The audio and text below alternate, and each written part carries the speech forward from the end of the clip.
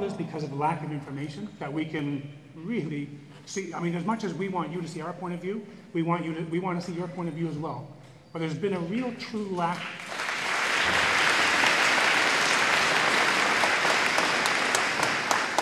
There has been, I think, a real disconnect, and it's via information back and forth. And I think part of the process is flawed, whereby there seems to be a one-way process. And I do want to, and I want to thank Mr. Peach, and I know Dr. Bay, you likely had some hand in it as well, for the letter to the school councils, which we did. They were gracious enough to give us a copy of. And in reading through it, I want to read through some of the aspects of it, and perhaps you can sense when I show some things where part of our frustration lies. And paragraph 2, it goes on to say that as trustees, we must do our best to provide enhanced programming to each of our students, and I think we agree there. And we go down to paragraph number 3, and it goes on to say, as we all know, which is it's an assumption that we should never make, as we all know, combining student populations can lead to programming benefits for students in areas such as student services, music, physical education, arts, or even the availability of French immersion. Further, additional staffing resources can be realized for guidance and school administration programming, but the research doesn't show that. The research shows this, and I'll read it to you if you can't see it, the latest report, that says it does not necessarily follow that more opportunities exist in larger schools, and it's not an opinion, it's based on a lot of research she did.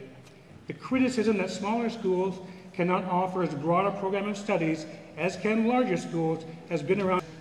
However, as Cotton points out, while this has a certain common sense appeal, examination of the research, not just opinion, but the research, reveals that there simply is no reliable relationship between school size and curriculum quality.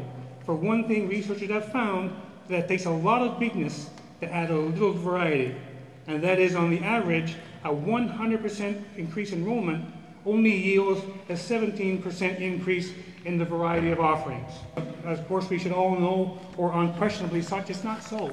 It's not so. The research, and none of the research, and I've searched for research contrary to what I'm arguing, but none of the research I found and have looked at supports what we're doing here. And have persistently and sometimes perniciously attacked and dismantled rural community schools. Hundreds of good and valued schools have been closed. Today we have more children than ever before, even our youngest ones, spending increasing amounts of time being bused. And for what? There is no evidence that school or district consolidation saves money or improves education. Let me reiterate that. There is no evidence that school or district consolidation saves money or improves education. This is very uncomfortable, because I look at you and I know you can't and don't want to give responses, but I mean, where is the value in that?